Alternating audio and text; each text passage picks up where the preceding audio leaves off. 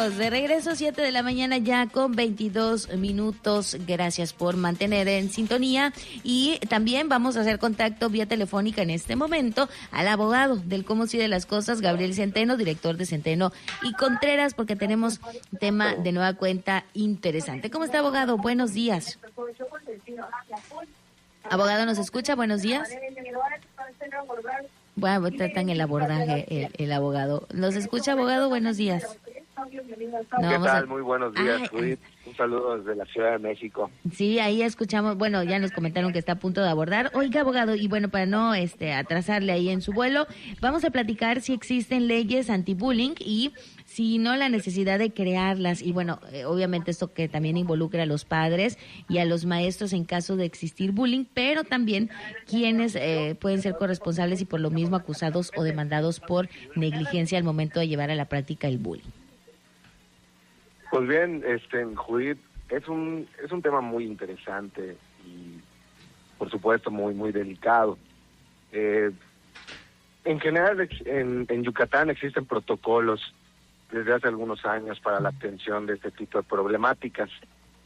La Ley General de Educación también establece la obligación de procurar un ambiente de paz y sano para nuestros niños y adolescentes.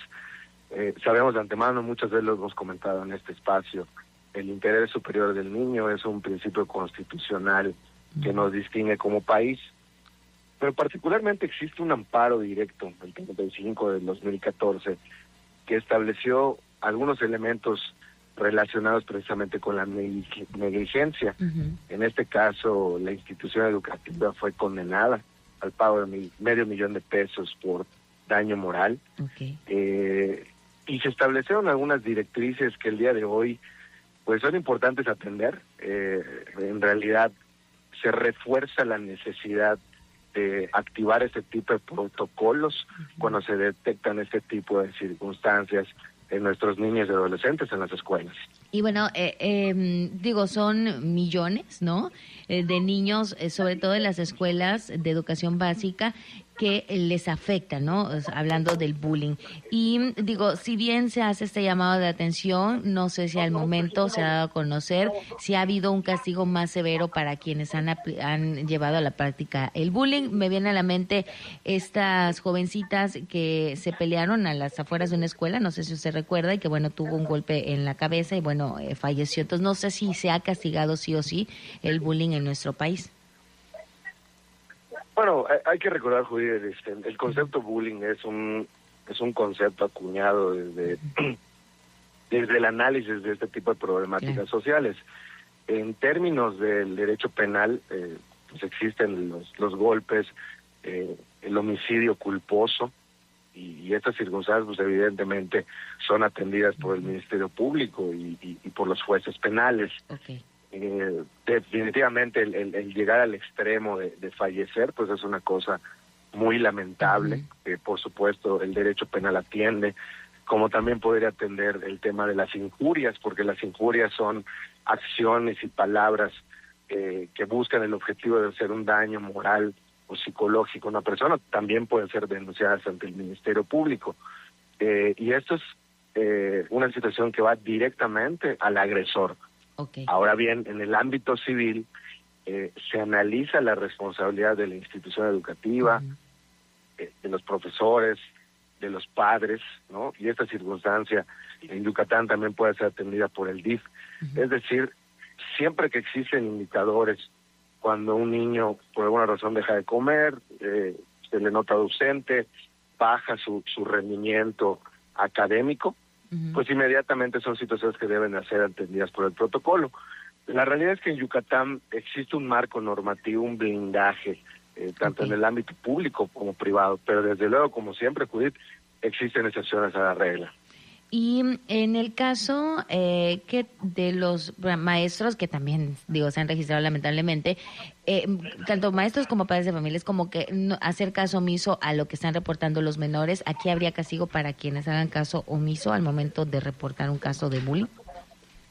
De hecho, el criterio que señalé recientemente aprobado por la Corte analiza este tipo de circunstancias, es decir, las acciones de prevención y de cuidado respecto de la institución, el tener conocimiento previo.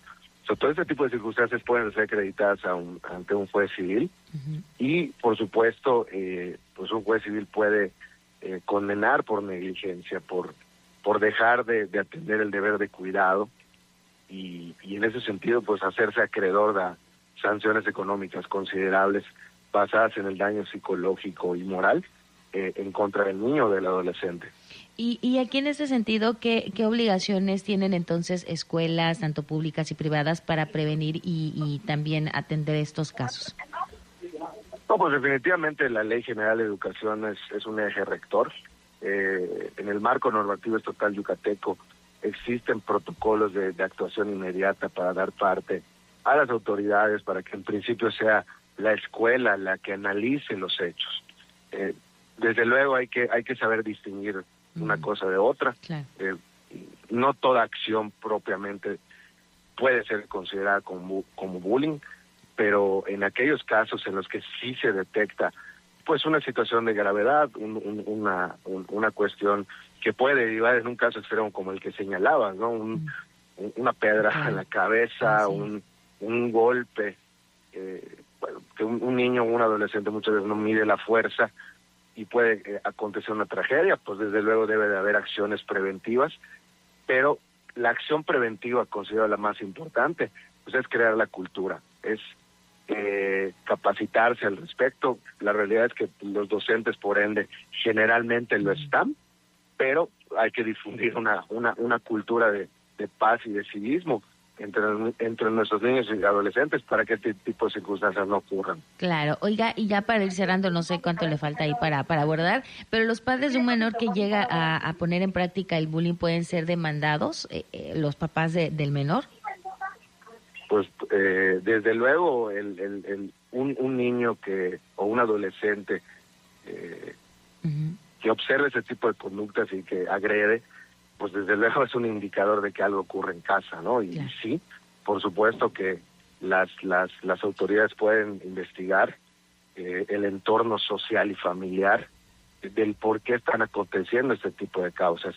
Y en caso de observarse algún tipo de negligencia, pueden haber varias, ¿no? Abandono al niño, abandono al adolescente, violencia en casa, pues sí, por supuesto pueden ser demandados y inclusive llegar al extremo de que se les pueda retirar la custodia o en algunos casos igual extremos, la pérdida de patria potestad.